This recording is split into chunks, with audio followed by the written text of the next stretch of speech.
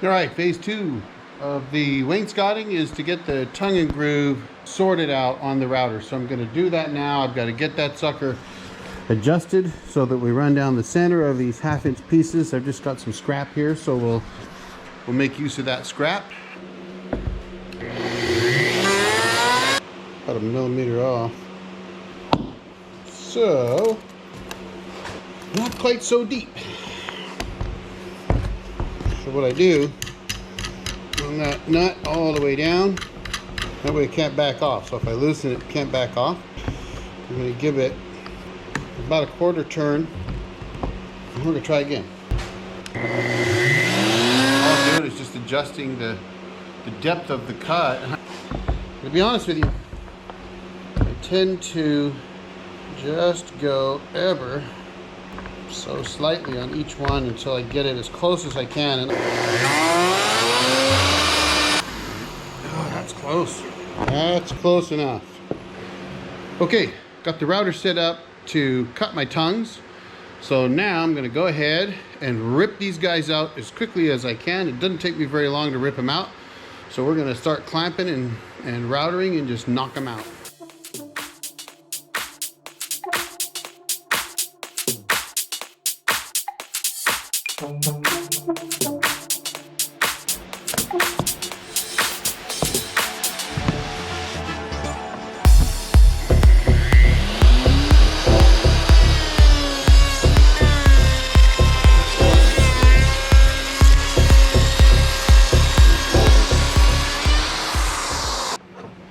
Change that out. Put my groove bit in. I use 2 different bits. I have actually the parts to go either way. These come typically with 2 cutters and 2 bearings. So when you build one, you build your tongue, you put the 2 cutters on with a bearing in the middle, and you can shim those if you want them a little thicker or a little thinner, okay? You can see that one's pretty heavily used. Got a lot of pine sap in it. This one here, same thing, but it has the 2 bearings, one on top and bottom, and just one cutter. Now, I have the other bearing for this, and I have the other cutter for that. But I just find it's easier to set 2 up. So that's what I've done. So now what we're going to do is I'm going to take this scrap piece again, and I'm going to cut my groove on it, and then go test it with eyeball it real close and give that a try and see how that goes.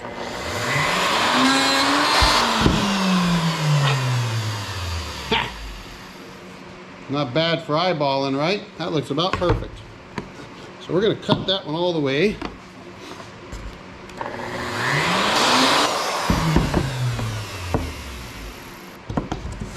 Zap that on there. Look at that. I don't know if you could see that, but that's as good as it gets, and I just eyeballed that sucker on there. Perfect. Let her rip. I'm going to go ahead and move the camera, move some cords around. I got to get my extension cords back. My wife stole them all for Christmas decorations, so now I need them back.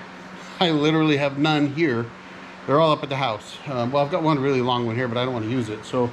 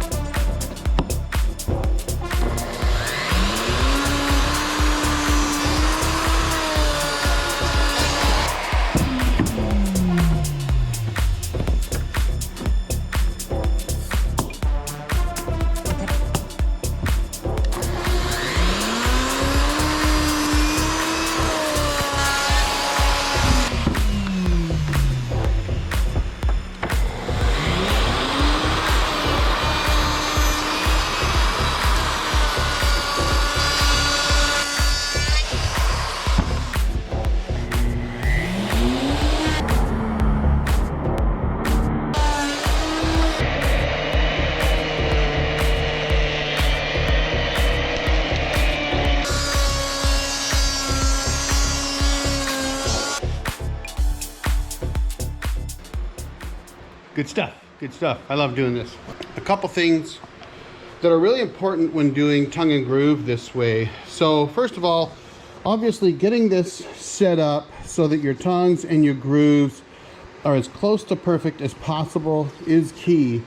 Now, the one thing that I want to show you is this. So when you see me running the router, I try to start near the end, move back across the end, and then drive all the way past the other side.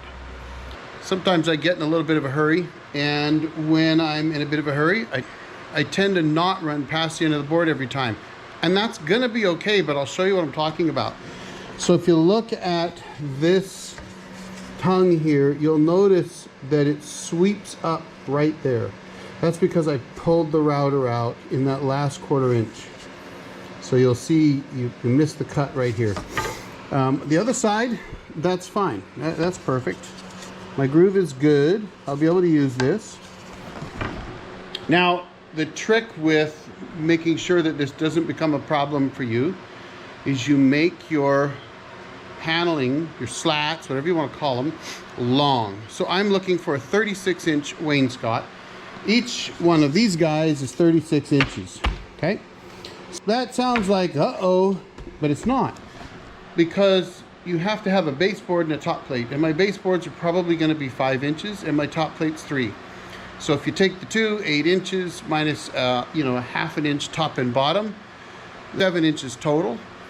All I have to do is take 7 inches off of these, so they'll go from 36 inches down to 29 inches, and then they'll fit right in there, and I'll have a 36-inch wainscot. So I'll have basically 4.5 inches at the bottom, 29 inches of slats or wainscot paneling, and then 2.5 inches for the top plate, and that will give me my 36 inches, and that allows me to cut the ends off. So if any of those ends aren't perfectly square, if I don't like something about them, if I did something goofy like that right there, that's gonna be okay because I'm gonna cut those down anyway. So now all I have to do is go through these and find which ones need to be filled with some epoxy. There are some in here that have some big holes like this one. So we've got to pull those out, and those will get epoxy resin filler to get rid of the holes. Look at that. Look at that. It's going to be amazing. I'm not sure how good the lighting is for you, but there is just over 40 inches. I do them random, so you got a 3-inch and a 4 and a 3.5 and a 6 and so on. So I just randomly put them in. And when I build the wall, after these are all stained and everything, I'll try to choose. Maybe I'll flip this one over. Maybe this one will get flipped over. I've gone ahead and trimmed down all of the paneling for the wainscot. So you can see here. Now what we've got to do is I'm going to hit them really lightly with some sandpaper just to kind of smooth them out. And then I'm going to fill these wormholes here and there, clean those up just to give a little bit of, really just some texture, a little bit of darkness to those holes, kind of fill in the gaps. I think it'll look really cool. And then we're going to stain it.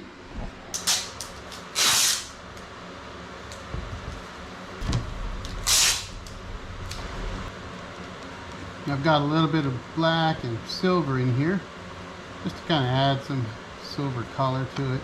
Metal flake, kind of looks cool. Puts little designs in it. I'm not filling every hole, just trying to get the ones that I know. I put the tie back under. After it sinks in, I go around and I just kind of top them off if it's soaking down deep into a hole. How much work you can do with the 5-minute epoxy. So you got to kind of be quick because it hardens so fast. That one there sunk down a bit, but that's okay. It'll be all right. I'll give it character. Well, the epoxy is fully set. I gave it actually a couple days. Had some other stuff going on this weekend, but it's good and hard now. The next step on this little wainscoting project is to plane those down. And what I'll do is they're just above that 1/2 inch that I want these at. So I can take them now down to 1/2 inch.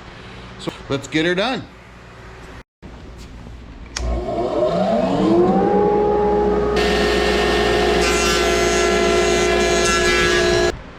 All right, quick work of that.